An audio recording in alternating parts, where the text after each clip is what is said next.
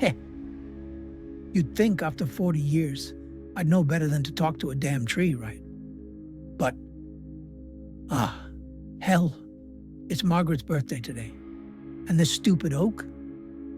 It's the only thing left that listens. She used to sit right here with me. Every morning, 7 a.m. sharp, coffee in hand, nagging me about eating breakfast. Voice cracks. Then the cancer took her, and I started coming here alone. That's when I noticed it. The way the branches leaned toward me when I talked. How the leaves shivered when I said her name.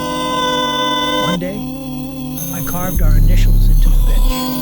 M plus J, like some lovesick kid. And the next morning, there was a new carving. I'm still here. I told the doc I was seeing things. He said grief does funny stuff to your head. But then, lower, secretive. I heard her. Just whispers at first, then full sentences. That stupid lilt she'd get when she was teasing me. Last week, the city said they're cutting it down. Rotten from the inside, they said. I begged them not to. Made a damn fool of myself. So tonight, grunt like standing up. I brought my axe. If they're gonna kill it, I'll do it myself, properly. That ain't sap. Oh God. The trunk's hollow. And inside, there's a heart, beating, wrapped in roots like veins. And carved into it, M plus J.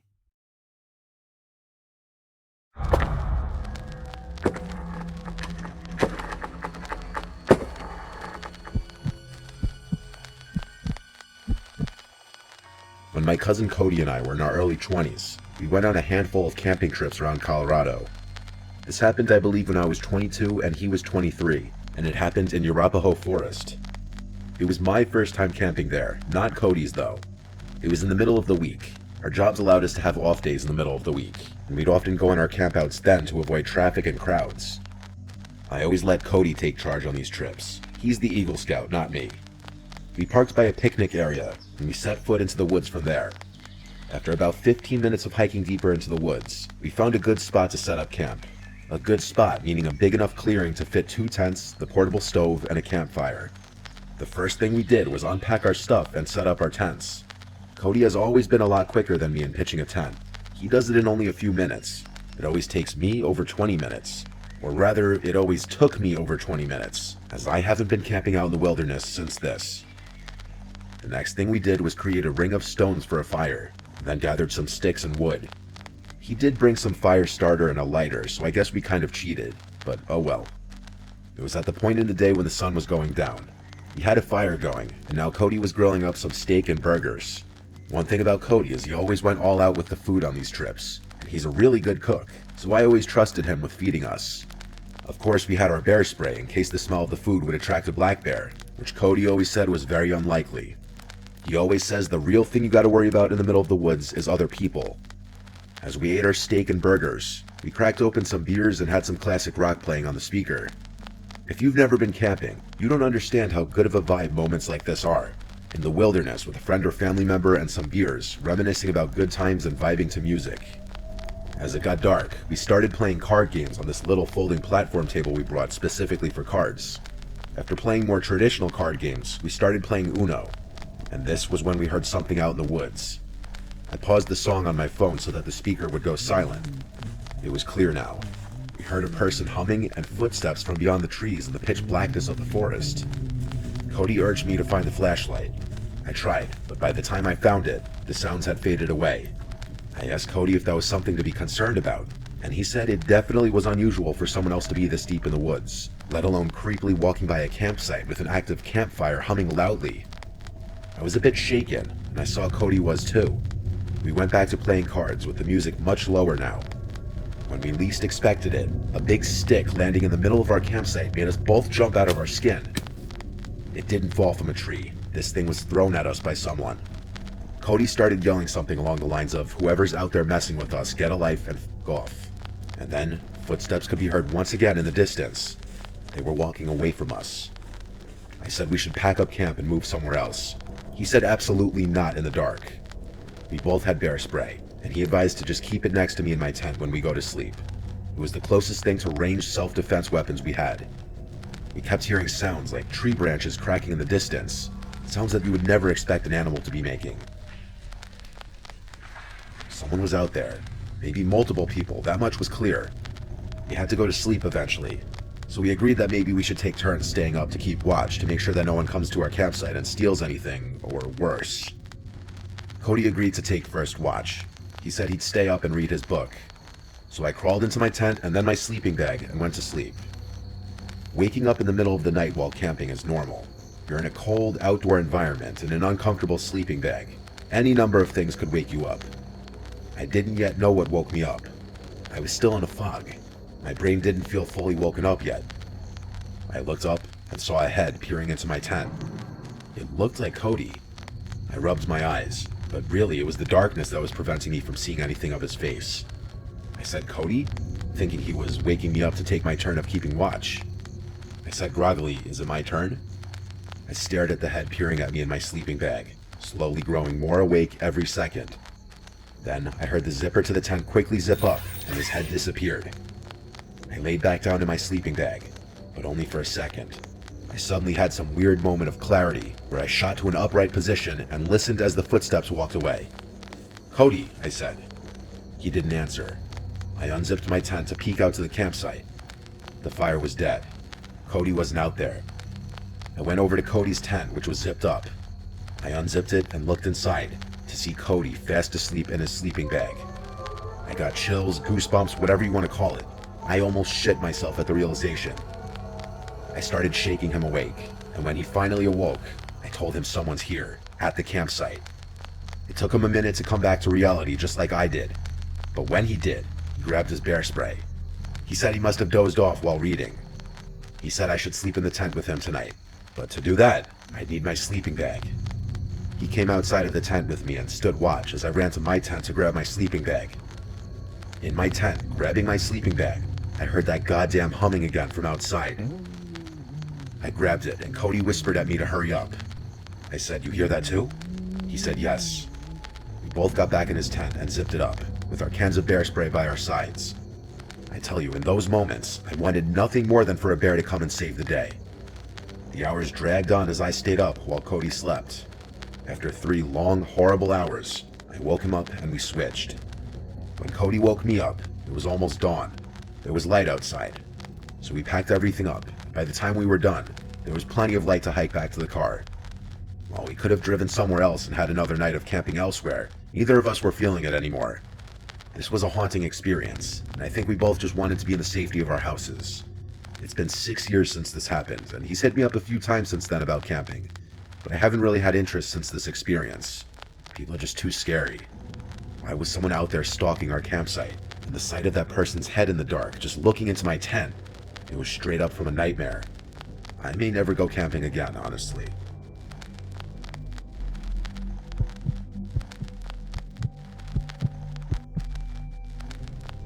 Whenever I was scared as a kid, my dad had always told me in life that you should not be scared of ghosts, fear the living, because they can actually hurt you.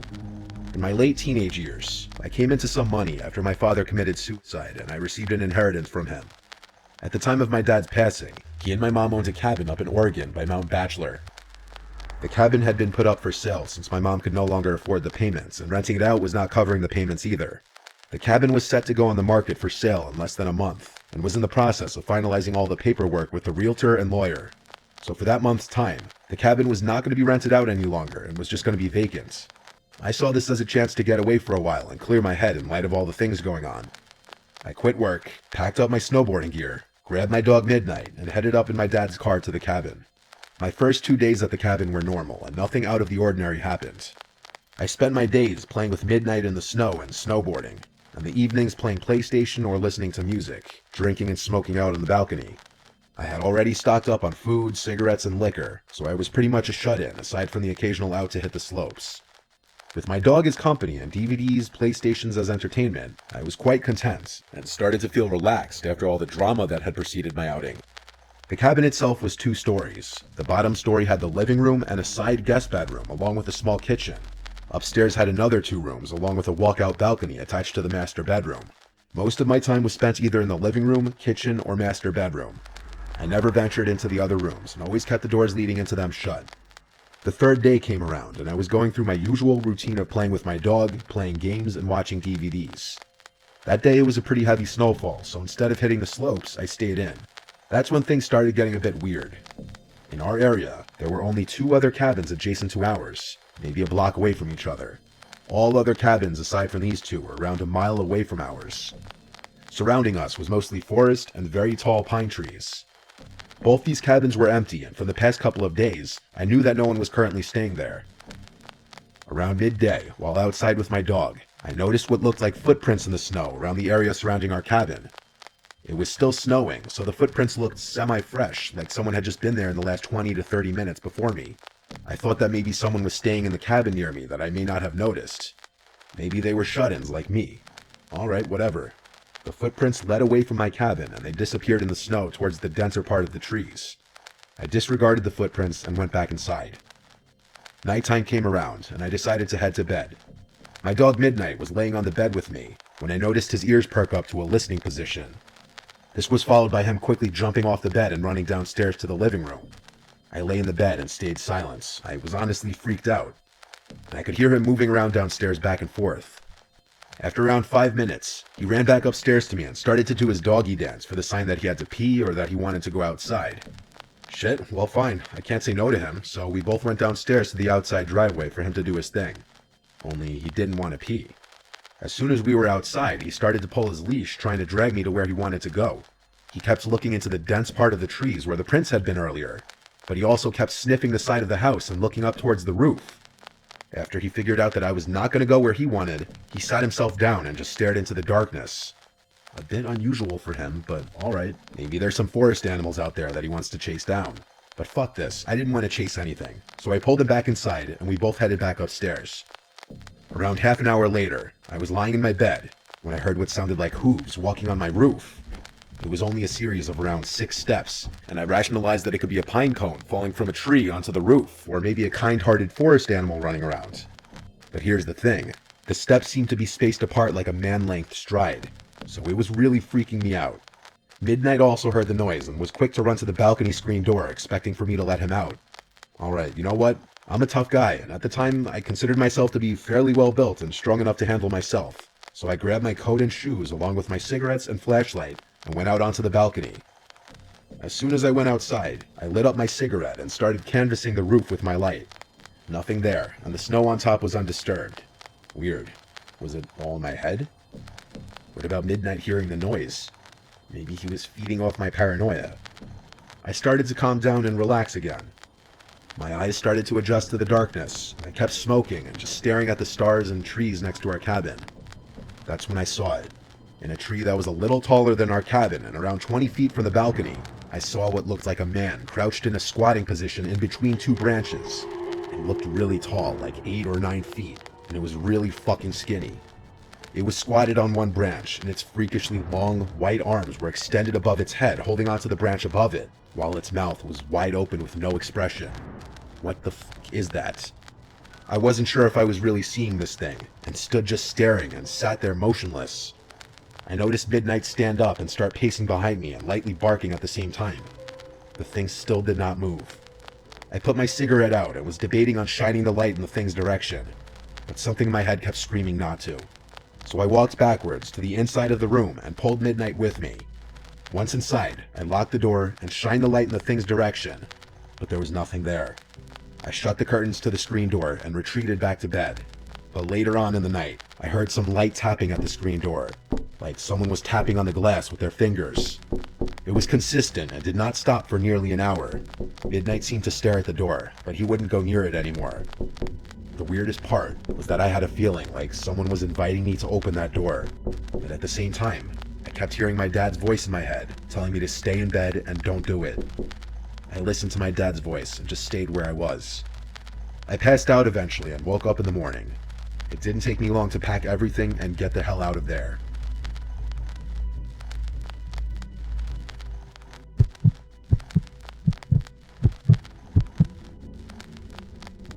I was searching Craigslist and Facebook Marketplace for a new phone. This was a long time ago, so it had to be like an iPhone 7 or something. Phones still had the home buttons back then. I found this listing for a phone. It was some generic looking post. iPhone whatever for sale, new, around $300. It was a really good deal for the time, that I remember. He told me all the small details I needed to know, that it was factory unlocked, never opened, and stuff like that. He sent me a video of the box too, still sealed. The guy, whose name was Melvin, seemed nice and easy to talk to over text. I got his number and we discussed a pickup point. His location on the Facebook ad was much closer to me, but over text he was telling me he was only there this morning, and now he went about an hour north. I wasn't happy about this, but this was a really good deal and I didn't want to pass it up. I started asking a bunch of friends if they'd want to come on an adventure with me. Really just a way of making the chore of accompanying me for an hour drive seem fun. My friend Martina actually agreed to come with, on the promise that I buy her food for coming. So this Melvin guy sent me the address of a police precinct about an hour away, saying he only does deals in police precinct parking lots to avoid scams. I obviously had no problem with this. In fact, it made me feel a little more confident in this whole thing. I picked up Martina on the way around 8:30 at night, and off we went. She being in the car and having someone to talk to made the trip more fun. It was also a Friday night, so afterwards we could go out and do whatever we wanted. When I got off the highway, we were about 10 minutes away, and we found ourselves in a very secluded, quiet area. It seemed like a lot of different wooded areas. Occasional buildings and houses, and then more woods. We got to the police precinct, and there was no one visibly parked in the parking lot, besides empty police cars, of course. We drove around the whole building a couple times and didn't see this Melvin guy, who said he was in a black Altima. So I decided to call him. He picked up and said he's having issues with his car on the side of the road, and asked if I could come to him. He sent his location and I checked it. He was on the side of some random road with nothing on either side. And by nothing, I mean woods. That's the kind of area we were in. He asked me to come help him jump his car. He had jumper cables. I said, yeah, I guess I could do that. I mean, we drove the hour to get there. I didn't want to just drive another hour for nothing. Martina was shaking her head the whole time I was on the phone. The guy said, see you soon, and hung up. Martina then basically screamed, no way, this is sketchy, we're going home. I told her we'll just drive past the location he sent and see what's up. I did agree with her though. This seemed incredibly sketchy. I just was very upset if we drove 2 hours for nothing. We did drive to the location, and when we got to it, we saw the reflection of a car's front lights coming up on the pitch black road we found ourselves on. As we got closer, I slowed down, and it was in fact a black car, but we couldn't see anyone inside or outside of it. Mind you, it was very dark, but I feel like we would have seen someone's head on the inside or something. Martina said to just keep driving, and I said I know. It was about the sketchiest thing I'd ever seen. A pitch black road between 2 patches of woods, no streetlights, no other cars in sight. A pretty convenient place to break down and have someone who's coming with a wad of cash to buy something from you come and meet. I drove right past it. Immediately, Melvin starts calling me over and over. I ignored every single call. Then he texted me saying, I saw you just pass me, why didn't you stop? Turn around. Ignored. Martina is a very positive person, so she laughed about this whole situation, and then said, okay, you owe me food. So I looked up the nearest diner, and we stopped there for some food. It was a quiet, small diner. We were just about the only people in there, even on a Friday night. The waitress just took our coffee order, when a lone guy with his hood up steps into the diner and sits in one of the bar stools. He was wearing a navy blue, dirty-looking hoodie. He glanced over to Martina and I, then looked straight ahead, talking to the lady working behind the counter, apparently ordering a coffee. The man kept glancing at our table like every minute, so I whispered to Martina, don't look now, but that guy at the counter might be the Melvin guy. The waitress came with our coffees and asked if we were ready to order. I said a few minutes, please. When the lady behind the counter handed that man his coffee, he said loud and clear, thank you, darling. It was that guy from the phone's voice, Melvin or whatever his real name was. I told Martina that's him. We need to pay the check and leave. I waved the server over and whispered to her if we can just get the check. She asked if something's wrong, and I noticed the guy look over as I said this. I said yes, we just needed some coffee for the road. So she got the check, I paid, we downed our coffees, and left the building. We got in my car, and Martina said, oh my god, he's getting up. I looked into the diner and saw that guy leaving towards the door. As quickly as possible, I drove us out of that parking lot and sped down the road. And yes, we noticed a black car in the parking lot that could have been the one that we saw on the side of the road. I was driving too fast for him to have caught up. We got back on the highway and I was flying for a while, until I got a low tire pressure light come on. I knew instantly he slashed my tire. The PSI was going down fast, so to avoid damage, I pulled to the side of the highway and parked it. I went out to confirm that my tire was slashed. I had to replace the tire with the spare, which took about 15 minutes. The whole thing was a disaster, and if you're wondering, yes, I still got Martina dinner that night. Now Martina and I look at it as a crazy story that we can look back on and tell people. It's absolutely horrifying, though, how close we were to walking into a trap.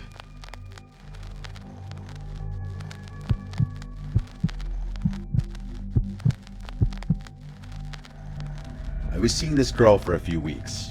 We'd been on 2 dates. Her name was Phoebe. We matched on a dating app and eventually met a few days later.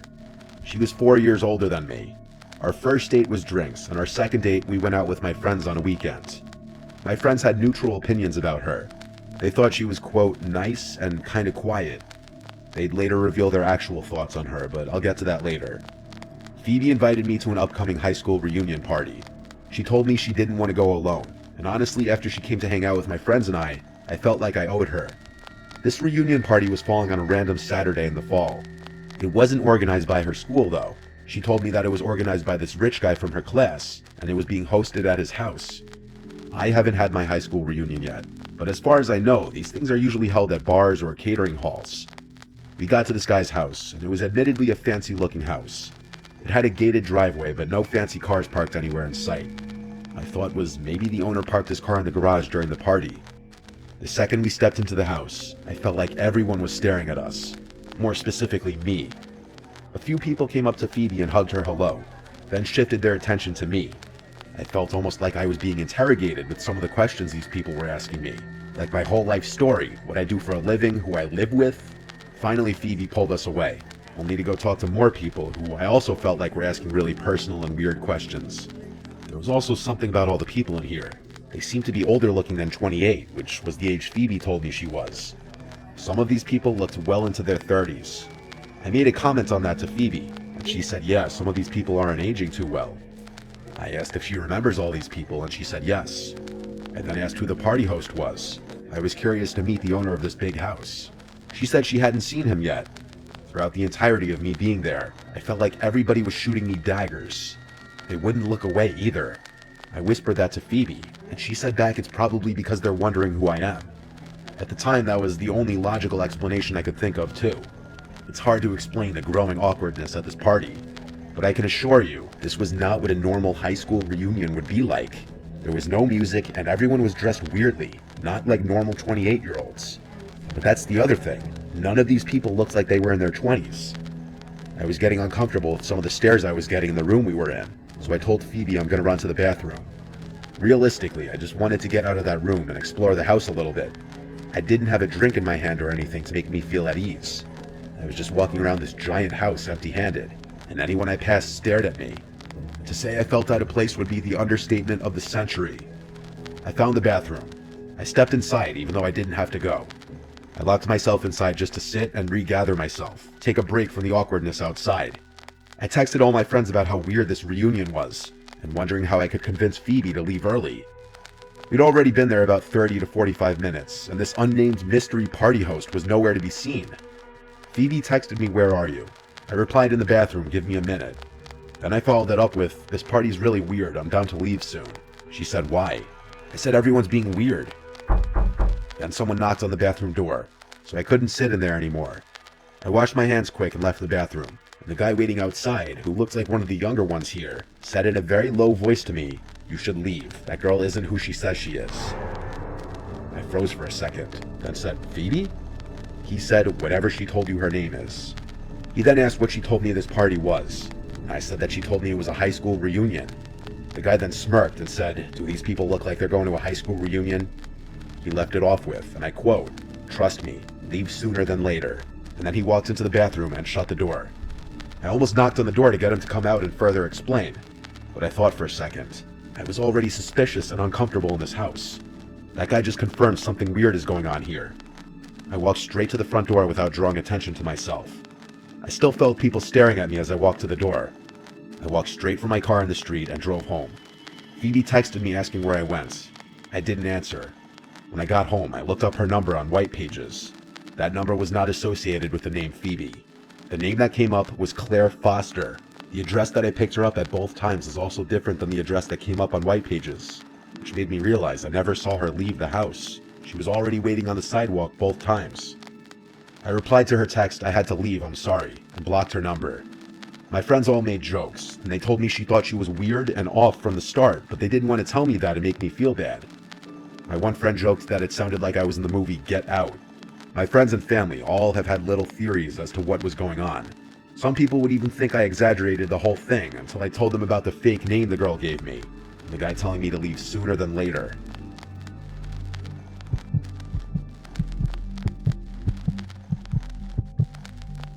This happened when I was a young child, maybe like 8 years old.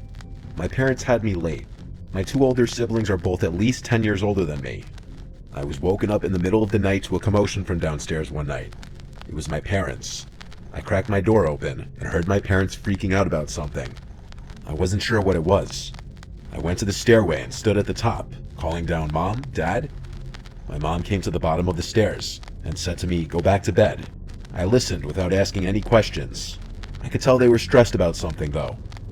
I was trying to go back to sleep when I heard the front door downstairs slam shut, and then it was dead silence. I presumed they left the house, but I wasn't sure why. Either way, I listened to my mom and went back to sleep. I woke up again to sounds downstairs once more. It was the sound of the front door closing, and then footsteps, but no talking.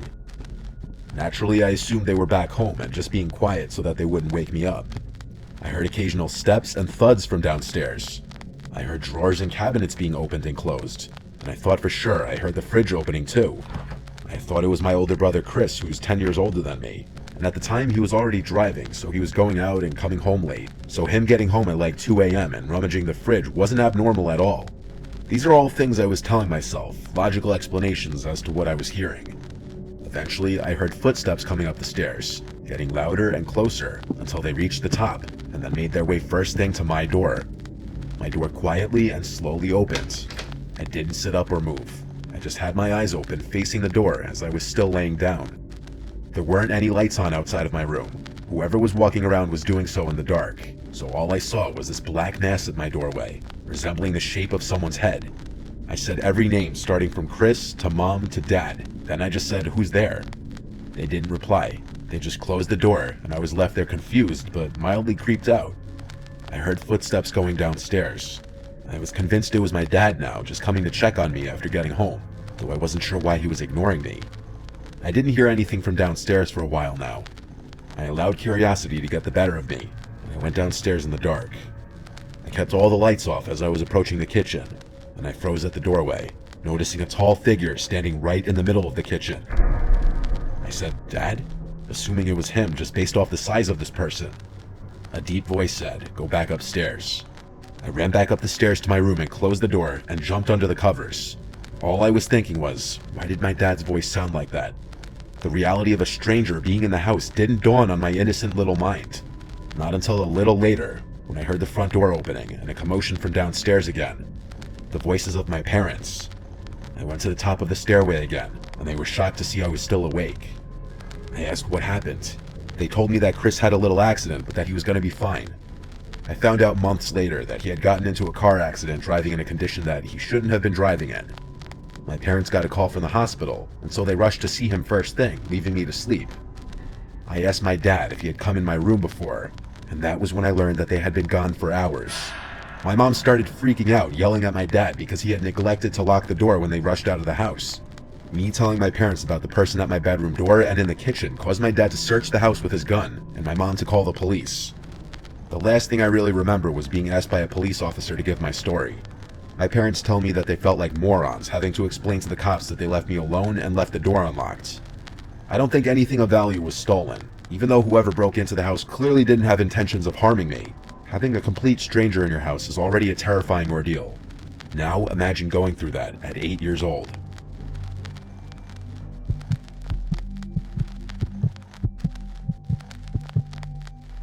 I once worked as a direct care aide for a 65-year-old woman with a developmental disability. Her daughter, who was in her 40s, worked overnights, and she needed a caretaker with medical experience to watch her overnight. When I say once worked for them, I mean I literally worked once, just this night, and you're about to hear why I never went back. The 65-year-old woman's name was Martha. Her daughter's name, who contacted me, was named Colleen. It's possible Colleen didn't have any other family to watch her and didn't want to or couldn't afford to put Martha in a nursing home. Or it was possible that she felt more comfortable hiring somebody with some form of experience to watch over her. At the time, I was already a direct care worker for 2 other women who suffered some forms of developmental disabilities, so I had experience. But nothing prepared me for that night. Colleen left for work. Earlier that day, I worked my first job, so I was really pushing my body to exhaustion, trying to make as much money as possible. Colleen had introduced Martha and I. Martha had given me a smile before Colleen brought her upstairs to her bedroom for the night. It was around 9 p.m. Colleen told me that Martha would sometimes walk around the house at night acting confused, and I'd need to calm her down and bring her back to her room. She specifically addressed this not to be a form of sleepwalking when I asked. She said it's one of the symptoms of her mother's dementia. I told her to rest assured that I'd know how to handle it.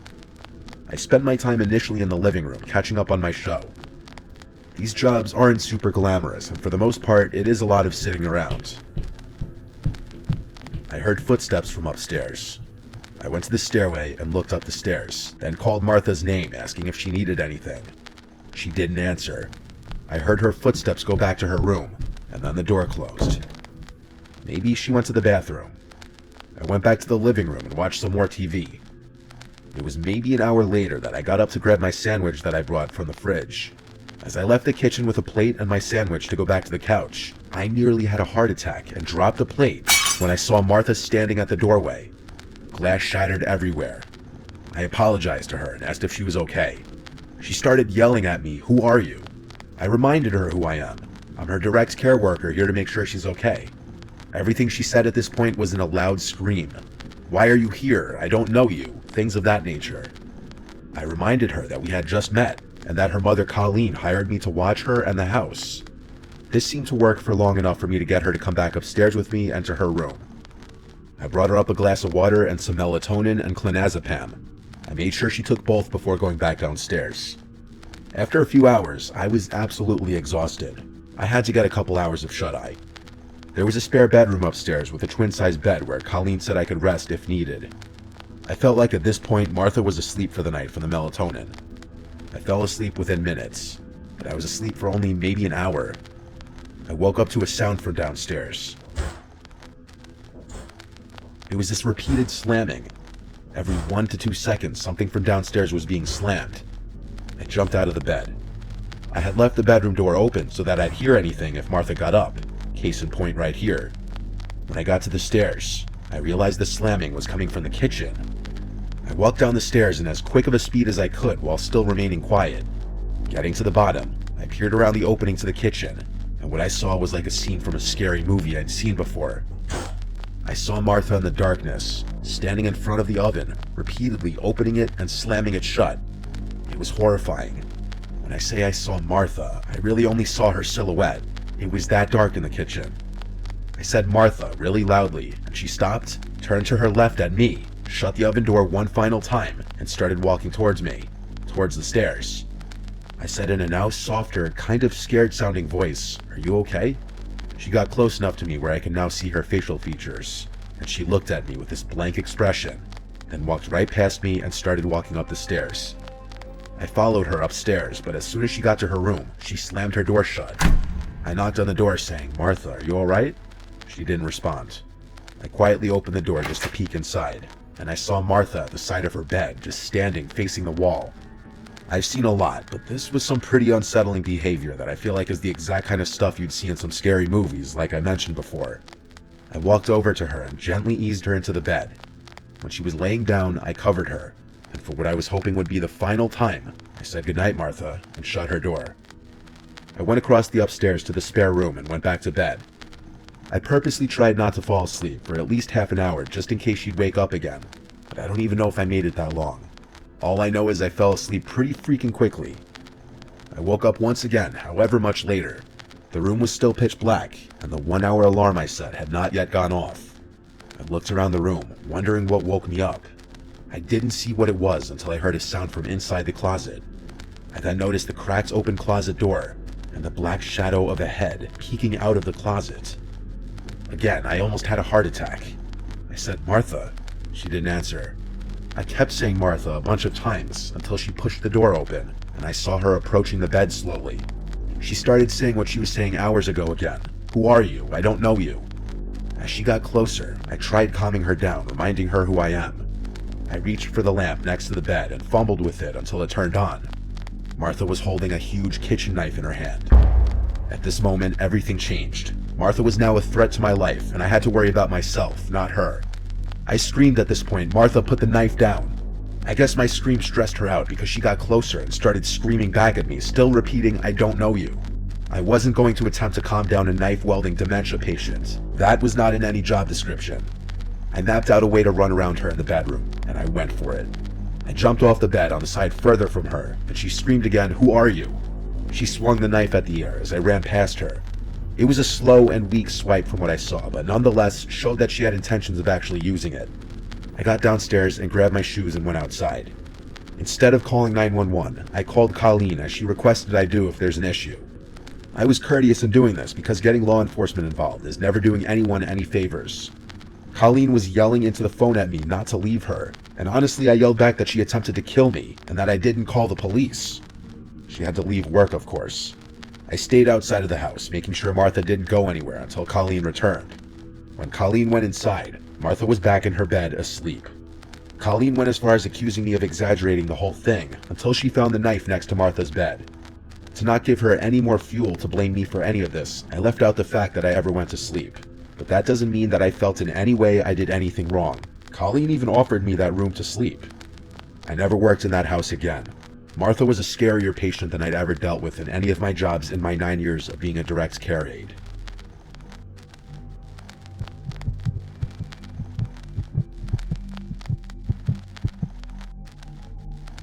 When I was 23, I had to move out of state for work. I still work with the company, but I've been able to move back to my hometown and work at the local office here. But at the time, I needed somewhere to live that wouldn't be bank-breaking. I made a posting on basically all the websites for a roommate: Facebook, Craigslist, Twitter, and even on my neighborhood subreddit.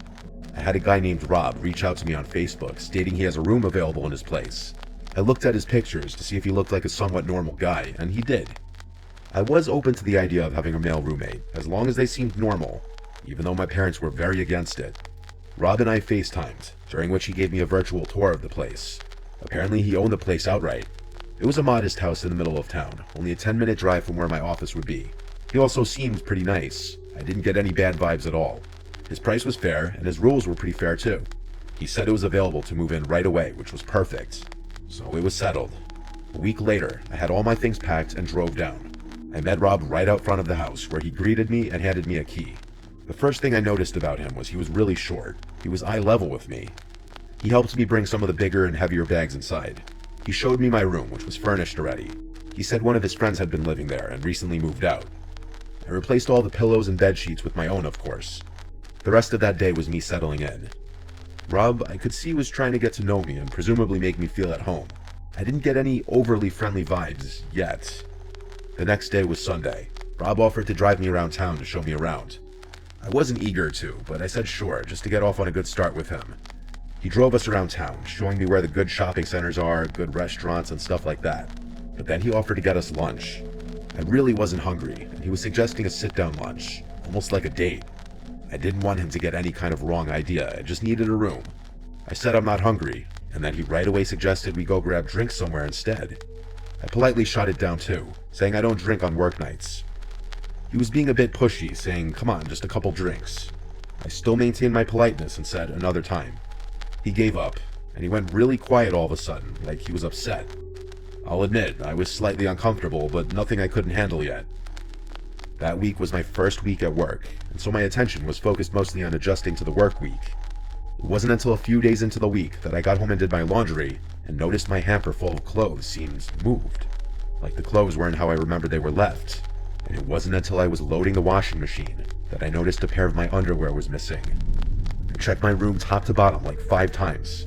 It was gone. I had a disturbing thought. What if Rob... No, I refused to believe that just yet, and there was no chance in hell I would confront him and ask him that. Still, I was now starting to wish there was a lock on the bedroom door. That weekend, I bought a lockable doorknob from Ace Hardware, and while Rob wasn't home, I swapped out the current doorknob with the new one. Now I could leave the place in peace. I figured I'd tell Rob the next time I saw him. He didn't come home that night, though. He must have been working. His schedule seemed pretty random. That night, I woke to banging on my bedroom door. It was Rob.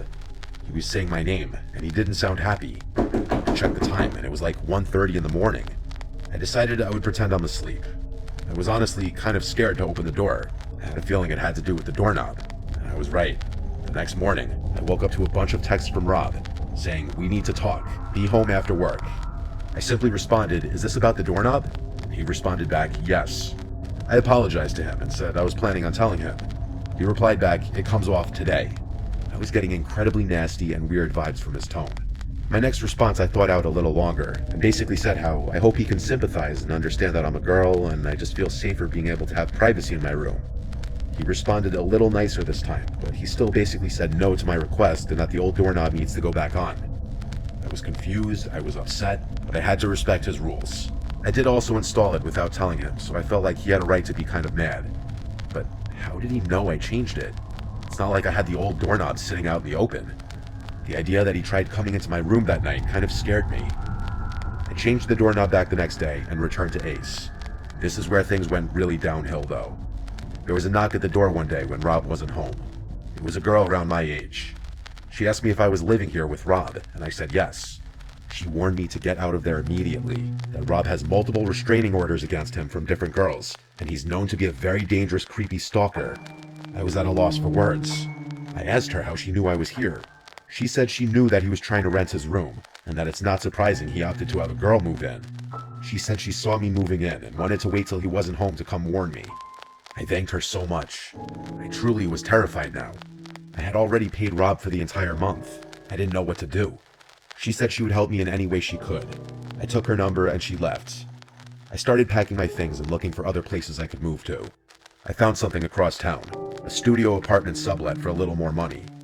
I contacted the poster of the ad, and she told me I could move in as soon as possible. Perfect. Now I just needed to tell Rob and get my money back. I started packing some of my stuff into my car, and I texted him that I'd have to be moving out tomorrow, as something with my family came up and I needed to go home. He didn't answer. He got back to the house about an hour later and asked me about my text. I came up with my best fake story possible, and he said yeah, he'll give me the money back tomorrow after he goes to the bank. I was super relieved. About an hour later, he knocked on my door and then said, "Did by some chance some girl say something to you?" I simply said, "No, what do you mean?" And he said, "Never mind. It just seems like you're running away out of here for another reason." I insisted that it was purely because of the family reasons. He said okay and left.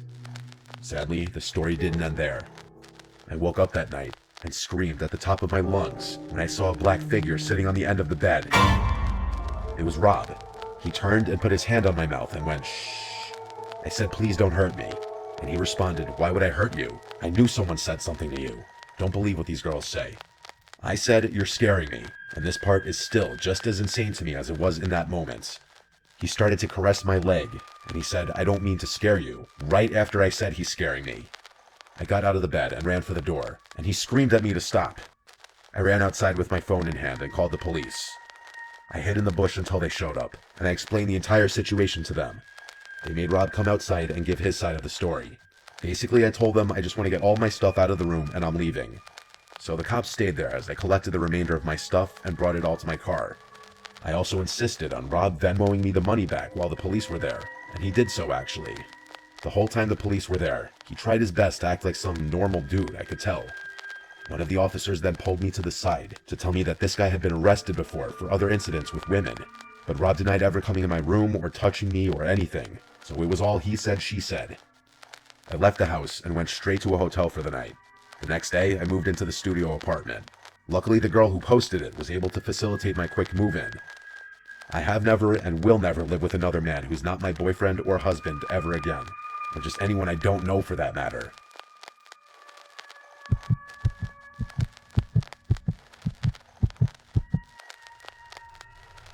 I was home alone one night for a reason I don't remember. All I remember is my entire family was gone.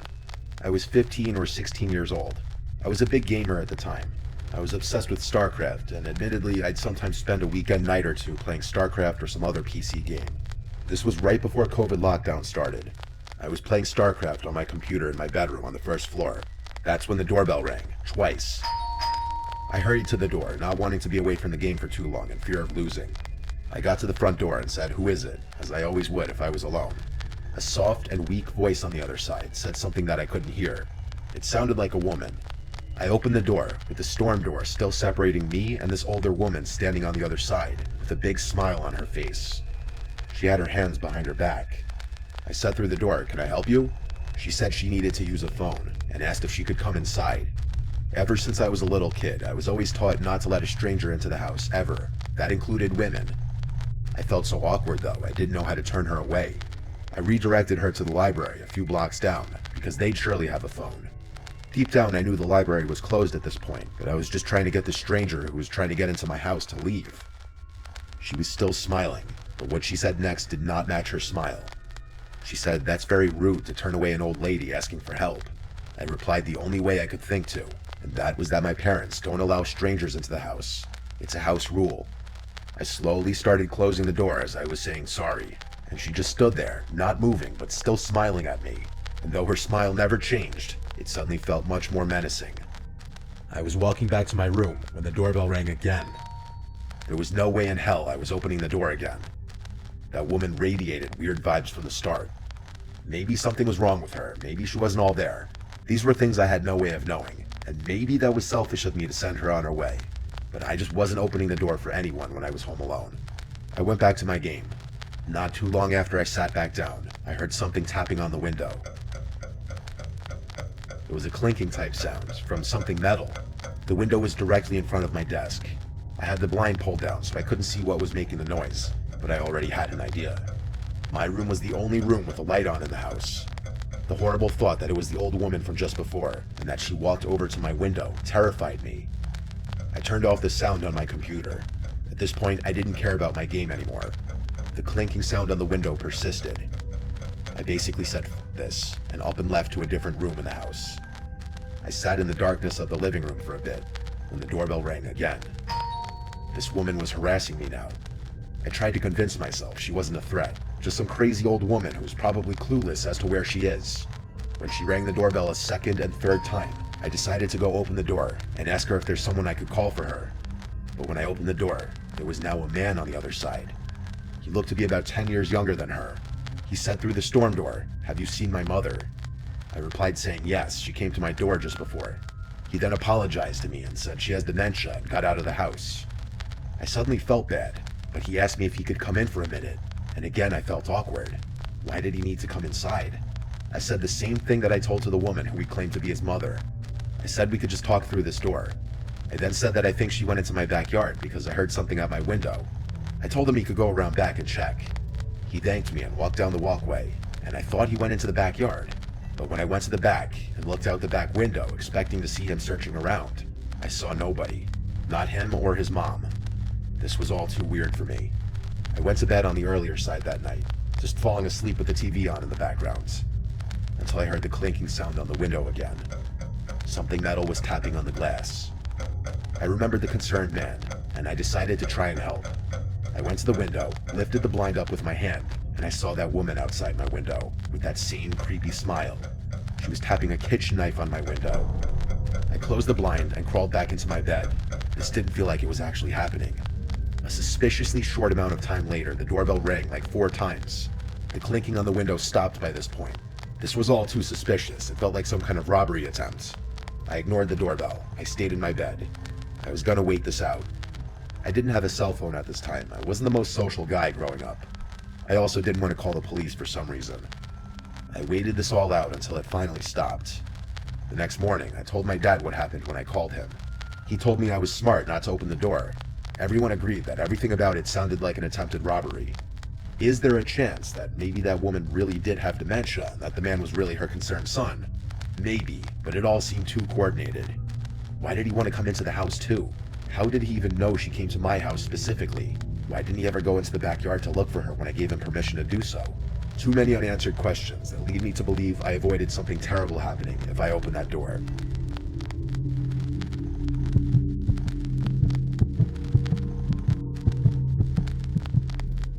This was something that happened so long ago that a lot of details are a little blurry. It's not like it happened yesterday. I'll try my best to fill in smaller details that I don't fully remember with how I best remember things played out. It was the last day of school. I was in the 4th grade. 4th grade was the last year in our elementary school where kids had to be picked up by their parents. 5th graders were allowed to walk home on their own. My mom would always be the one to pick me up. On the last day of school, my friend Dennis and I had a playdate planned to celebrate the last day of school.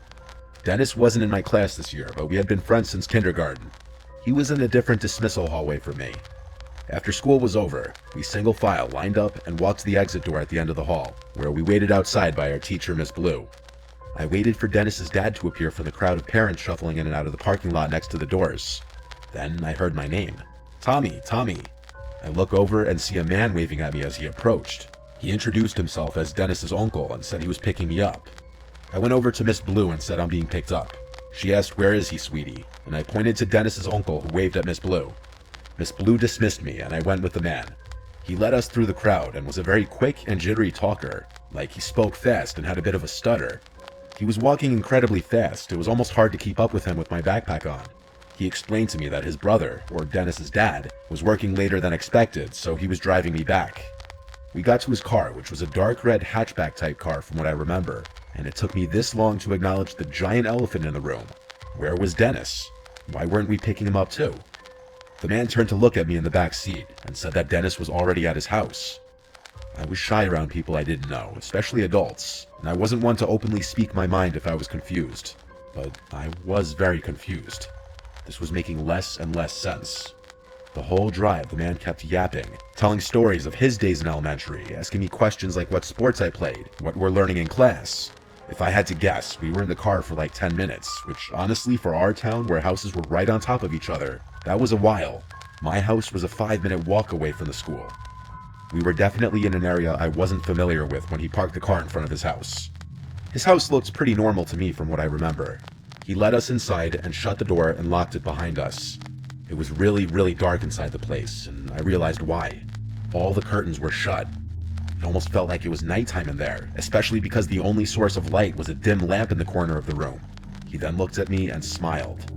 I said, "Where's Dennis?" And he started acting really jittery and nervous seeming. He said something like, "Oh, I think he's downstairs playing video games. Give me a second. Wait here." He then disappeared into a nearby room, and I heard a door open and then footsteps descending into a basement. I know my heart was already racing. I knew I was in danger. I went to the door to quietly try to open it, but I couldn't. It had some kind of lock that must have needed a key for. I really started to panic now, yet I still probably held out a little bit of hope that Dennis would be coming up those stairs, but I knew the chances of that were slim. I regretted entering that house. I did the only thing I could think to do. I went to the kitchen and found a phone hung on the wall. I picked it off the receiver and dialed 911. The first thing I said when they answered was in a whisper, "Please come to this house. I've been kidnapped." They heard me, they acknowledged me, but I didn't say another word. I hid the phone under a towel in the corner of the room with 911 still on the line. I hurried back to where the man left me as I already heard his footsteps coming back upstairs. Then he called my name, saying, "Come down, Dennis is down here." Then there was a pause. He repeated my name, and when I didn't answer, he came up the stairs fully to look at me. He asked me if I was okay. I felt so sick, and I was so scared. I hated myself for walking into this situation and not being wiser. I asked in a very scared voice if I could leave, and I remember the change in his face. His fake friendly smile disappeared as he realized that I was no longer falling for this.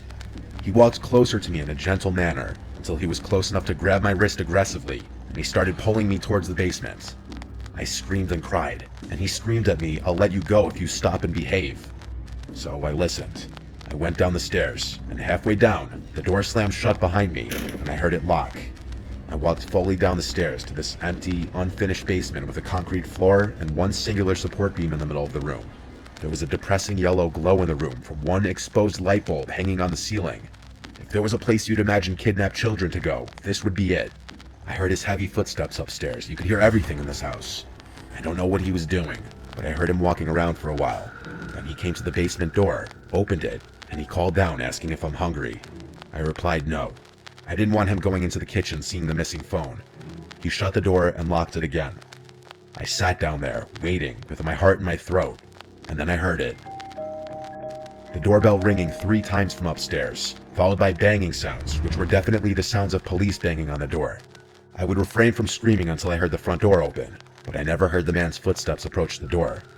The doorbell kept ringing and I kept hearing the bangs. This went on for some time, until I heard a really loud bang sound, and then multiple heavy footsteps and multiple screaming voices. I started screaming for help as loud as I could at the top of the stairs, banging on the door. The door was unlocked, and a police officer on the other side grabbed hold of me and hurried me outside. There were at least 3 cop cars outside. I had to tell everything to 2 of the cops outside as we waited for my parents to show up. The man from inside was brought outside and into a cop car in handcuffs, and that was the last time I ever saw him. When my parents arrived on the scene, my mom was bawling her eyes out. There had already been a whole scene at the school as cops were called and Dennis's dad realized what happened. This man was a work associate of Dennis's father. When he somehow learned that Dennis's dad would be picking up Dennis and I from school on the last day, he seized the opportunity to do what he did. A complete sick fuck. I don't know how he found out what I looked like. As I got older, I never really asked for more details because I try not to think about it. My mom went to counseling with me for months after this incident. Let's just say my parents didn't have kind words for Miss Blue, not verifying if I actually knew the person picking me up. If I didn't think to call the police before he basically threw me in that basement, I know for a fact I'd be dead right now. This was like 17 years ago. That man might be out of prison for all I know.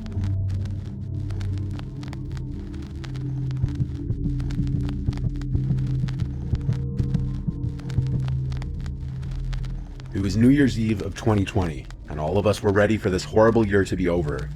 My friend Logan was throwing a house party. I arrived early to help set things up. I secured a spot to sleep in his parents' room, meaning I could drive to the party and drink without having to worry about driving home. His parents obviously weren't home for the night. Most of our close friends in our friend group came, plus a bunch of Logan's friends who I didn't know. The party was fun. At midnight, everyone screamed Happy New Year and cheers their drinks. After that, people slowly started circulating out and the party started to quiet down, as people went to either other parties, bars, or home.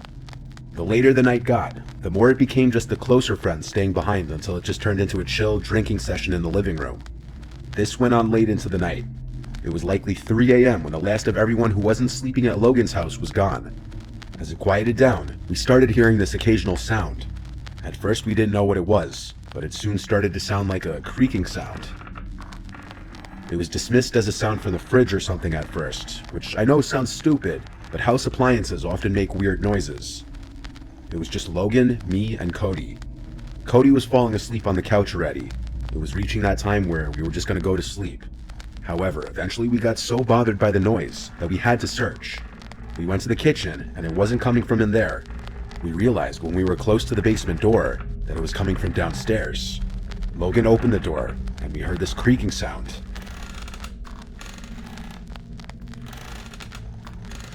"Go check what it is," I said. He kept saying, "No way." Then he called down into the basement, "Yo, who's down there?" The creaking stopped, and we never heard it again. After a solid minute of waiting at the top of the stairs, we agreed to go down together. We both grabbed knives, drunkenly thinking that was a good idea. But in reality, we were so drunk we'd probably only hurt ourselves with them. We got to the bottom of the stairs and looked through the entire basement. It's not huge. It just has a couch, TV, a bar, a table in the corner, and various old pieces of junk. It was pretty messy at the time. The first thing we did was search any possible crevice for someone who could be hiding. Then we tried to figure out what could have been making that sound. I noticed a rocking chair, and so I went up to it, sat in it, and then started rocking in it. And it made the exact same creaking sound we had been hearing. Logan and I looked at each other. I stood up, and so did every hair on my body. I don't think we ever ran faster than we did when we ran up those stairs and slammed the door shut. We tried to come up with any logical explanation, but there was none. He kept the basement door locked for days until his parents came back. There was no living soul down there, but something was moving that rocking chair. That rocking chair used to belong to his grandma who passed away forever ago, and it's just something his mom held onto for sentimental reasons. I can't say I've ever experienced anything resembling the paranormal before this, nor since then. It still sends chills down my spine.